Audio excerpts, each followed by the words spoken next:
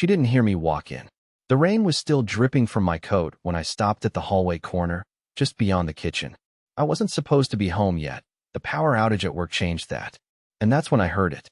Her voice. No, he still doesn't know. He'd fall apart if he did. There was a pause. A long sip. The clink of a wine glass. God, it was just one night, okay? It meant nothing. It was stupid. I panicked. I didn't expect him to text me again. My breathing slowed. My fingers curled around the fabric of my sleeve.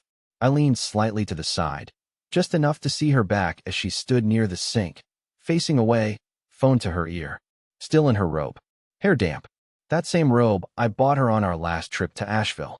She wore it the night we watched the snow fall in silence and thought it meant something. Then came the next sentence. Casual. Cruel. Almost bored. I just don't think our whole family should fall apart over this. The word "our" hit me in the ribs like a bad joke. I nearly stepped forward, nearly revealed myself. But something held me there, frozen, while she laughed at something he said on the other end of the line. He, the one who kissed her, the one she let kiss her. And I realized, she wasn't confessing. She was managing. Damage control. It wasn't guilt, it was logistics. How to make sure I never found out. How to keep the kids unaware. How to keep her life from unraveling. She never once said my name. Only he. As if I were some problem to solve. Some fragile thing that might break if handled too roughly. I backed away, slowly, down the hallway, still dripping. The rain had soaked through my shoes. I stepped out the back door instead of the front. Drove until the gas light came on. Parked at the edge of a lake I hadn't seen since high school. Watched the lights ripple in the water and wondered how many other men had heard those same words. It meant nothing. And how many of them still believed it? I didn't go home that night. I slept in the car, or tried to. The back seat was cramped, the windows fogged up, and the cold crept through my damp clothes. But what truly kept me awake was the echo of her voice in my skull. Over and over again. It meant nothing. Like a broken record that refused to die. As if my pain was a technicality. As if my loyalty, my quiet devotion, my willingness to shrink myself for her comfort was some invisible currency she'd spent without remorse. By morning, my phone had 5 missed calls. All from her. One text. Everything okay? Everything okay. She must have noticed my car wasn't in the driveway. Must have waited for the sound of the door, the familiar shuffle of my keys. And when I didn't come in, when I didn't do what I always do, eat in silence, pretend the tension is just bad weather, she panicked. Good. I returned just after sunrise, parked down the block, and watched our house from a distance. The kitchen lights were on. The coffee pot steamed behind the window pane. She moved like nothing had happened, hair tied up, pouring orange juice for the kids, smiling too wide, playing the part of mom, like an actress trying to save a role in a collapsing series. I waited until they left for school. Then I walked in.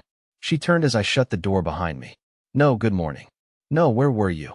Just a tight, rehearsed look, like someone who had already built her defense overnight. You didn't come home. Nope, I said. I hung up my coat slowly. Let the silence stretch. She bit her lip. I was worried.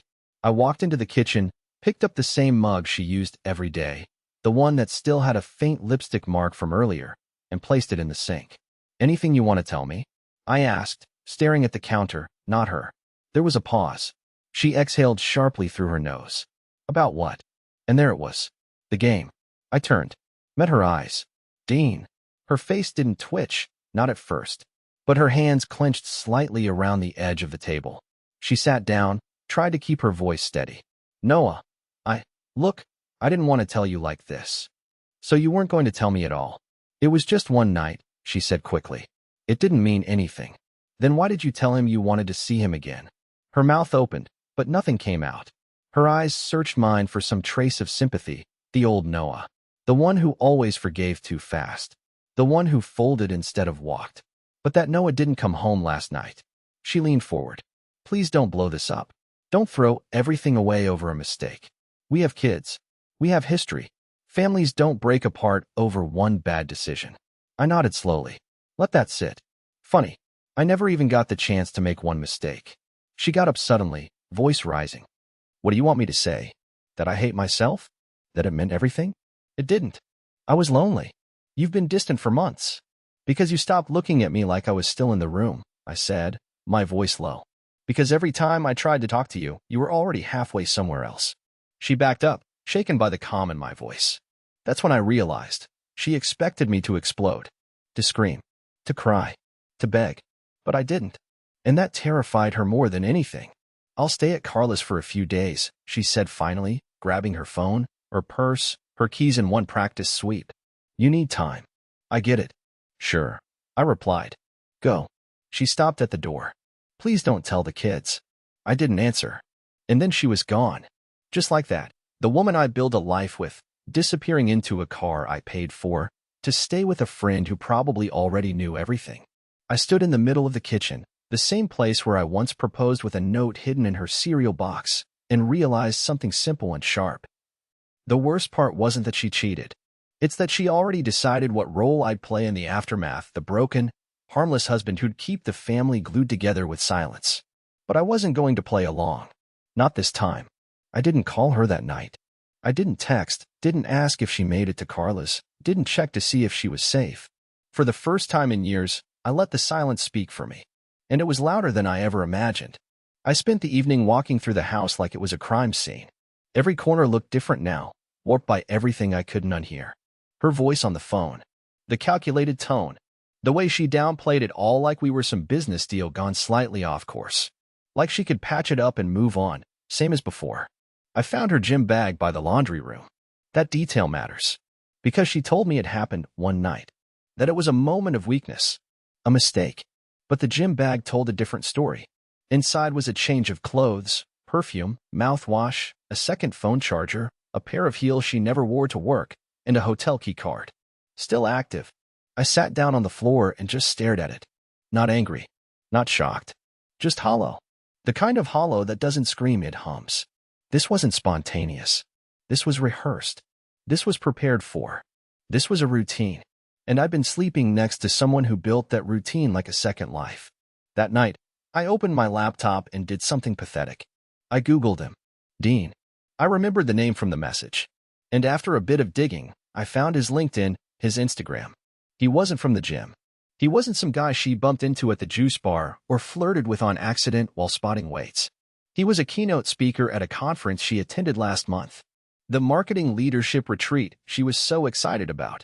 The one she wouldn't stop talking about for days, until suddenly she never mentioned it again. His Instagram was full of pictures from that weekend. Hotel selfies, event photos, a rooftop dinner with string lights and champagne. And one blurry photo that broke me. It was her. Not a clear shot. Just the back of her head, laughing, tilting toward him on a rooftop couch. That unmistakable robe-tied bunch she always did. Her laugh was practically audible through the screen. His caption read, "Unexpected company makes the best memories." That retreat was 2 weeks ago. She said it happened once. I stared at the screen, the cursor blinking in the search bar, waiting for me to type something else. Instead, I closed the laptop and walked to the mirror in our bedroom. I looked old. Not just tired, old. Like a man who'd been waiting at the wrong door for too long. And then I did something strange. I took a photo of myself. Just stood there. Expressionless. Click. I wanted to remember that moment. The version of me who finally knew everything and couldn't lie to himself anymore. I sent it to her. No caption. It was 2:07 a.m. She saw it. Read it. Didn't reply. The next morning, she came back. I didn't expect her to.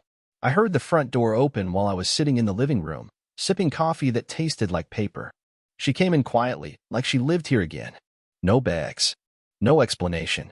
Just walked in and sat across from me. She looked pale. Nervous.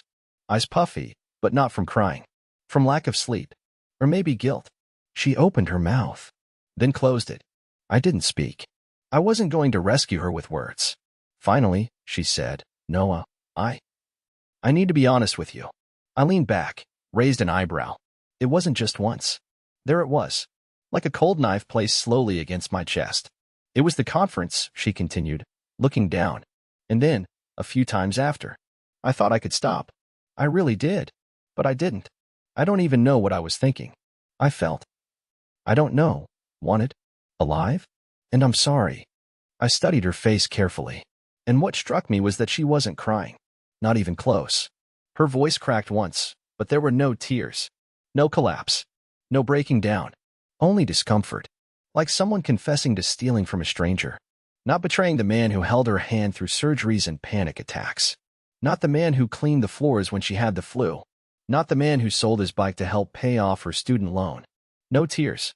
Just that same soft, tired, managerial tone. "I'll do anything to fix this," she said. "Therapy. Counseling. I'll block his number. I need you to not give up on me. On us. Don't let this ruin everything." I almost laughed. Ruin everything? I stood up, walked past her. Slowly, calmly, and I picked up her gym bag from the laundry room. Still zipped. Still packed with the truth. I handed it to her without a word. She stared at it, then at me. And for the first time, I saw fear in her eyes. Real fear. Because she finally understood. I wasn't going to yell. I wasn't going to beg. I wasn't even going to explain. I was leaving her with her silence. And she had no idea what I'd do next. The house sounded different without her in it. Not quieter, just different. The kind of silence that had a shape, a pulse. Like it was aware of itself. Every drawer I opened felt like I was trespassing. Every cabinet door creaked a little longer than it used to. Her shoes weren't by the front door. Her coffee mug was gone. The scent of her hairspray no longer lingered in the bathroom. But her absence didn't feel clean. It felt like unfinished surgery. After I handed her the gym bag, the lie packed into nylon and zippers, she didn't fight. She stared at me like I was someone she had only just met and couldn't read. She said my name, once. I didn't respond. She waited. I didn't move. Eventually, she left. Not in some dramatic huff, not slamming the door, not sobbing into a tissue. Just left. Like she was slowly realizing she no longer had access to me. That the space she thought she could crawl back into had sealed behind glass. I took the next 2 days off work. Said I had the flu. That wasn't far from the truth. I stayed home. Unshaved, unshowered. Didn't eat much. I spent hours just walking from room to room, seeing the little marks of our life, the chipped corner of the hallway wall from when we moved in, the burnt spot on the counter where she dropped a curling iron once, the dent in the fridge from the time I tripped over the dog bowl. These things used to mean something to me. They were us. Now they were mine. Scars on a body I wasn't sure I wanted to live in anymore. I wasn't sad. I was stunned. Stuck somewhere between memory and aftermath. Like a man who wakes up during surgery, aware of the pain but unable to scream. I didn't tell anyone what had happened. Not yet. I kept the lie stitched shut, even when people texted to ask how we were. Even when her sister messaged me saying Leslie had a lot going on emotionally and hoped I'd be patient. Patient? I was patient for 17 years. I was patient when she stopped kissing me goodnight. Patient when she rolled away from me in bed for weeks at a time. Patient when I asked if she was okay, and she told me she was just tired. Patient when I planned date nights she canceled. Patient when I told her I missed her and she smiled but didn't answer. What else did they want from me? On the third day, she came back again. I was sitting in the garage, which had somehow become the only place I could breathe. I sat on the old wooden bench I used when I used to tinker with tools, even though I haven't built anything in years. I had a small heater on, and a blanket wrapped around my shoulders like I was camping through a storm. I heard the car door before I heard her steps. I didn't look up when she opened the garage door. She stepped inside slowly. Noah. I still didn't look. I'm not here to fight, or explain, or defend anything. Still quiet. She inhaled. I could hear the tremble in it. I just came to ask one thing. Do you hate me? I finally turned. She looked small. Not physically, but in presence. Like a woman stripped of all her armor and only now realizing how thin her skin was. No, I said. Her eyes watered. Really? No. Because hate means you still have a place inside me to live. And I emptied that room 3 days ago. She swallowed hard. So what happens now? I stood up. Walked past her again. Not because I was trying to be dramatic, but because if I stayed in that moment 1 second longer, I might have cracked. But I stopped at the door. You don't get to ask what happens next, I said, my back still to her. Not yet. You gave up your place in this story the second you turned me into a footnote in someone else's fantasy. I went inside and closed the door gently behind me. She didn't follow. I don't know how long she stayed in that garage, standing under the flickering light above the workbench. I don't know what she felt. Maybe guilt. Maybe regret. Or maybe she was just stunned that I wasn't reacting the way she expected. I wasn't breaking, I wasn't begging, and I wasn't fighting for her. She had no script for that. That night, she texted, "If you want to talk, I'll be at Carlos. I'll wait." But I didn't reply. Because I was already writing my own story now, one where I'm not the afterthought, or the fallback, or the man who forgives just because it's easier than starting over. I didn't know what was coming next. But for once, she wouldn't be the one to decide. The fifth morning without her was the first one that didn't feel like drowning. I got up early, made coffee, opened the windows despite the cold, and let the air bite through me. It reminded me I was still here. That no matter how upside down everything had become, I hadn't disappeared, even if she tried to write me out of the story like some inconvenient chapter she regretted. The silence had changed, too. It was no longer hostile. It had become mine. A companion, even. Like the house itself was exhaling now that it didn't have to hold the weight of her pretending. I decided it was time to clear out the bedroom. Not to erase her. I wasn't ready for that. But to reclaim it. At least partially. I boxed up her things carefully.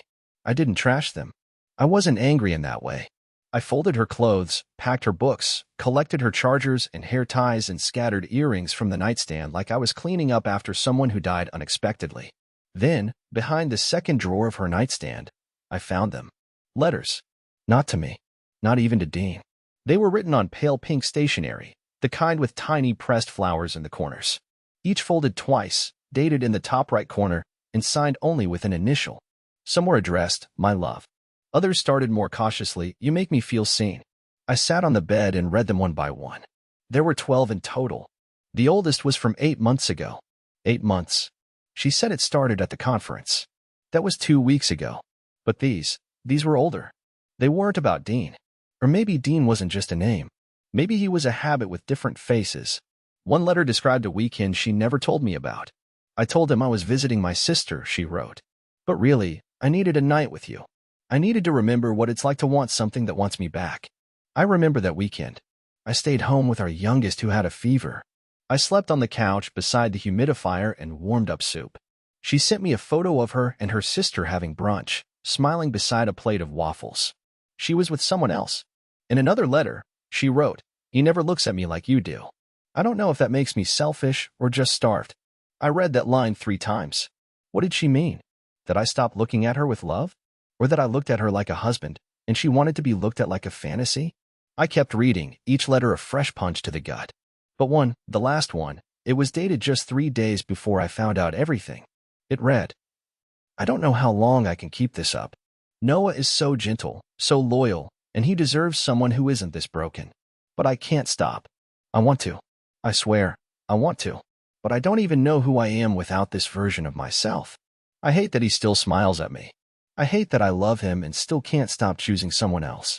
I'm ruining him, and he doesn't even see it." I laughed out loud. A sharp, bitter sound that didn't even feel like it came from me. I didn't see it. I saw everything. I just didn't name it.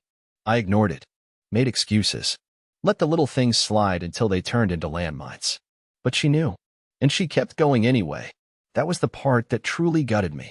Not the betrayal, not even the lies. But the fact that she watched me love her while actively walking away, piece by piece, night by night, kiss by kiss that didn't belong to me. I didn't confront her about the letters. Not yet. I put them back exactly as I found them and slid the drawer shut. Let them sit like dormant ghosts in the nightstand drawer. One day, I would decide what to do with them. But that day wasn't a day. Instead, I sat on the edge of the bed and wrote something I hadn't written in years. A letter. To her. But I didn't call her my love. I didn't say, "I forgive you." I didn't even ask, why. I just wrote one line. Carefully. Neatly. In my own handwriting. I was right here the whole time. Then I folded it once, sealed it in an envelope, and left it inside the drawer with hers. Because if she ever came back looking for the woman she used to be, maybe she'd finally see the man she left behind. It was nearly 10 p.m. when the doorbell rang. I wasn't expecting anyone. I wasn't even dressed properly, just an old hoodie, sweatpants, bare feet. The kind of clothes you wear when you're trying not to feel anything at all. I'd been sitting on the couch, watching some documentary I wasn't really following, the television glowing against a room that no longer looked like mine. That doorbell sound cut through the house like a knife, sharp, out of place, unwelcome. I hesitated. Was it her? I hadn't heard from Leslie since that last message. "I'll be at Carla's. I'll wait." That had been 2 days ago. And even though I told myself not to care, my eyes had been checking the driveway every morning, my ears tuned to every unfamiliar car that passed. I hated that part of me. The part still looking. I opened the door slowly and froze. It wasn't her. It was Carla, Leslie's best friend, the one she always called her sister in everything but blood, the woman who hosted the baby shower when our second was born, who helped us paint the nursery when Leslie was pregnant. Carla, who once told me that if Leslie ever hurt me, she'd personally throw her off a cliff, jokingly, but with a fire in her eyes. She looked different tonight, worn down, tired in a way that didn't come from work or kids. The kind of tired you get when you've been sitting with a truth that doesn't belong to you. "Hey," she said quietly. "Can I come in?" I hesitated, then nodded. She stepped in and looked around like she wasn't sure she was allowed to anymore. Like the house had changed shape since the last time she visited. I gestured toward the kitchen and offered coffee, but she shook her head. "I won't stay long," she said, her voice tight. "I probably shouldn't even be here, but I can't keep my mouth shut anymore." I sat down across from her. The silence between us felt like loaded dynamite. "She told me it was just one mistake," I said after a moment. "That's what she wanted you to believe too, right?" Carla's jaw clenched. "She didn't tell me anything. Not at first. She was weird that whole week after the conference. Fidgety. Distracted. I asked if something was wrong, and she said she was just exhausted. But then I saw her one night, at some wine bar on the north end. I looked up. She was with him," Carla said. "I didn't recognize him, but they weren't just having drinks. They were in a booth, hands on each other, laughing like teenagers. She didn't see me." I swallowed. Hard. "I didn't tell you," Carla continued, "because I wasn't even sure what I saw. I told myself it might not be what it looked like. And then when she finally told me the truth, she came over crying one night. I asked her if she was going to tell you. She said she didn't know." "Didn't know?" I said, my voice breaking for the first time in days. "What was there to think about?" "She told me she loved you, that she couldn't lose the family, that it was a moment of weakness." "They always say that," I muttered. Carla leaned forward. Her eyes locked onto mine. "Noah, I'm not here to defend her. That stopped me. I'm here because she's still seeing him." I stared at her. She nodded slowly. I wasn't sure at first, but then she left her phone unlocked one night. I saw messages. Recent ones. Plans. Meetups. This wasn't over. "She's keeping you in the loop just enough to stall you. To keep you unsure. She's not choosing." I felt my stomach twist. "She's playing both sides," Carla said. "She wants the family image, but she's addicted to whatever this man is giving her." I told her she's going to lose everything, and she just shrugged. Like she didn't believe you'd ever really walk. I stood up, pushed my chair back harder than I meant to. My breath came in quick, cold bursts. "She's not staying at your place," I said suddenly. Carla shook her head. "She hasn't stayed with me since the second night. She told you she would, but I think she just said that to keep you from asking too many questions." I walked toward the living room, pacing, trying to wrap my head around it. "So where is she?" Carla hesitated. I think she's with him." I laughed. Once, bitterly. "Of course she is." Then Carla did something that cracked the room open. She reached into her purse and pulled out a small envelope. "I found this in her car," she said. "I debated whether to bring it to you. I probably shouldn't, but I'm tired of protecting people who don't deserve it." She slid it across the table. It was addressed to me. No stamp. No return address. Just Noah written in her handwriting. I stared at it. My name, suddenly foreign in her script. I didn't open it. "Not yet." "Thank you," I said to Carla. She stood, nodded, and walked to the door without another word. Once she was gone, I sat back down, turned the envelope over in my hands. I considered burning it, tossing it, hiding it in a drawer like she hid her truth. But eventually, I opened it. Inside was a single note. No salutation. No apology. Just one sentence. "I'm not sure if I want to be saved anymore." I stared at it for what felt like an hour, and realized that she wasn't writing to explain herself. She was warning me. The envelope stayed on the kitchen table all night, flattened open beside my untouched coffee. I read the sentence more times than I'll admit. "I'm not sure if I want to be saved anymore," and each time, it hit differently. Sometimes it sounded like a confession. Other times, like a challenge. But most of all, it sounded like freedom. Not for her. For me. She wasn't reaching for a lifeline. She wasn't calling out from some emotional abyss hoping I'd pull her back. She was walking into the fire with her eyes wide open and lighting the matches herself. There wasn't a part of her that was confused. She knew exactly what she was doing. And so did I. By sunrise, I made a decision I never thought I'd have the spine to make. I wasn't going to wait for her to come home again. I wasn't going to sit in this house like a man waiting to be chosen, because I already wasn't. She just hadn't said it out loud yet. So I spent the morning doing what I should have done the moment she walked out with that lie about staying at Carla's. I started gathering receipts. I found the phone bill first. She never thought I looked at it, probably assumed I let the autopay do all the thinking. But the numbers were there. Not just his, though I didn't know the number was his yet, but patterns. Calls at 6:43 a.m. when she said she was going for a run. Calls at 11:27 p.m. when she claimed she was finishing up a presentation. Long, winding calls that lasted through our anniversaries, our son's birthday, even the night my mother went into the ER. That one hurt. Because I remember lying next to her in bed, crying softly, afraid Mom wouldn't make it through the night, and Leslie was holding her phone under the covers, texting someone. Now I knew who. I dug deeper. I opened our shared cloud storage. Photos I'd never seen before, not of them together, nothing overt. She wasn't that careless. But selfies in hotel rooms I didn't recognize. Outfits I never saw her leave the house in. A bottle of wine on a hotel nightstand, taken from an angle that screamed intimacy, even though it was technically just a glass. She documented her betrayals like trophies, carefully curated and just hidden enough to pass. But I saw them now. And then, I did something that didn't come naturally to me. I called a lawyer.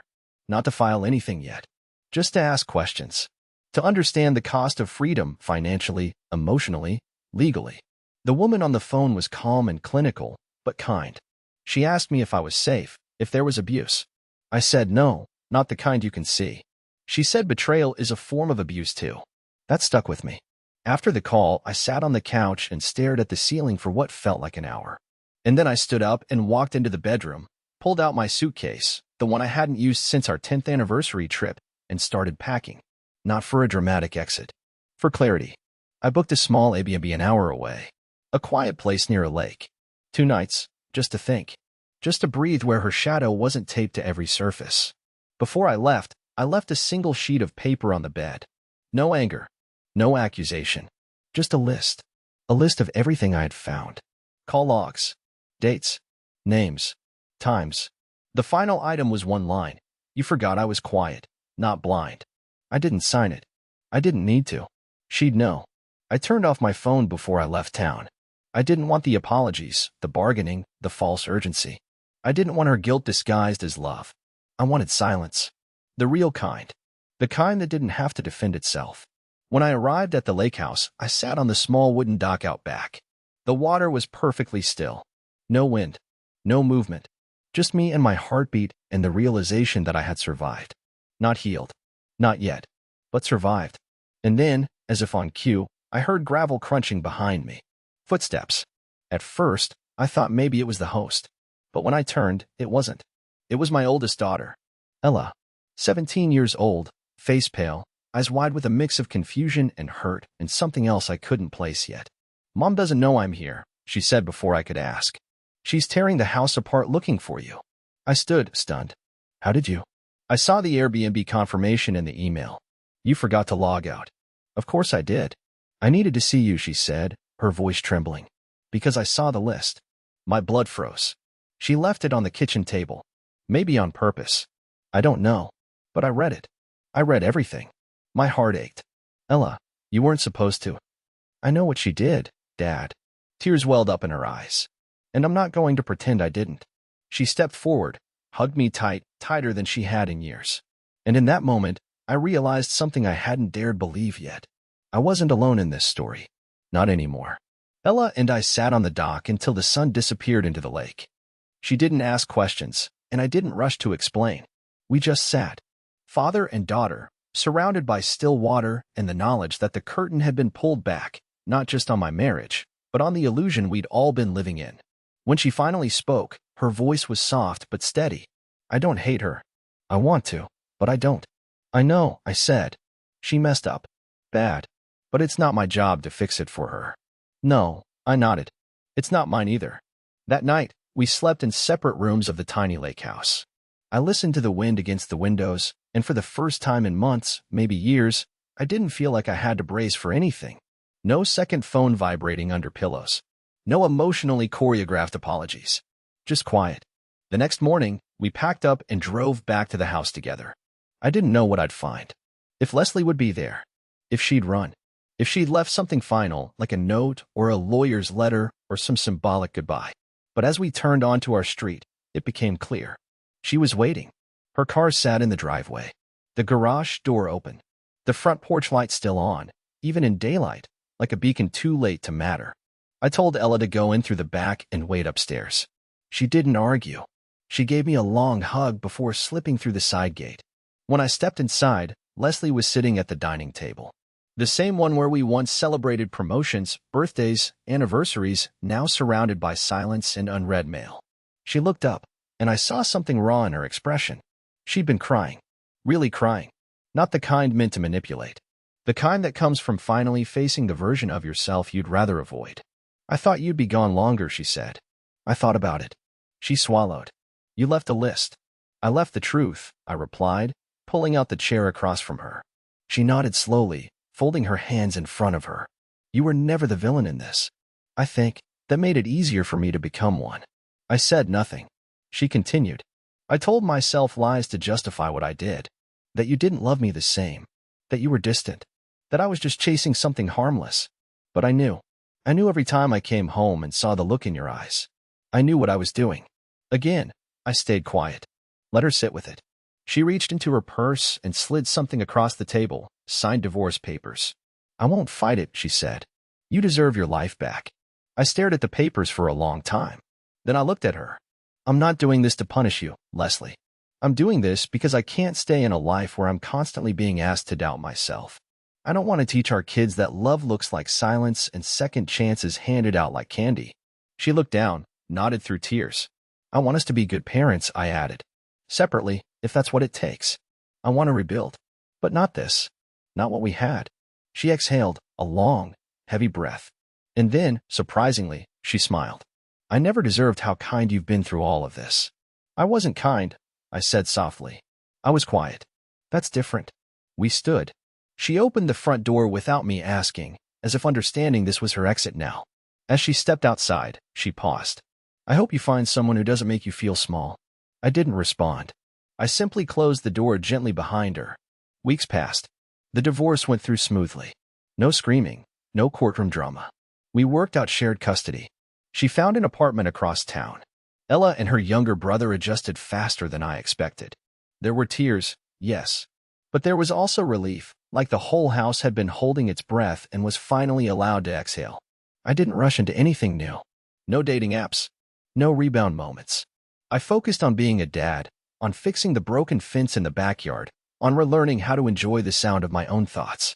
But one afternoon, maybe 2 months later, I walked into a bookstore downtown, the kind with creaky floors and coffee that tastes like nostalgia, and I met someone. Her name was Rowan. She was standing in the nonfiction aisle, holding a book I'd read twice. We struck up a conversation. It turned into coffee. Then walks. Then laughter that didn't feel like an audition. She didn't ask about Leslie. I didn't lead with the story of betrayal. We just met where we were. And that was enough. Sometimes, I still think about the moment I stood in that hallway and overheard Leslie say it meant nothing. And I realize now she was wrong. It meant everything. Because it ended something that needed to end and started something that never would have had the room to exist otherwise. She lost me quietly. And in the quiet, I found myself again.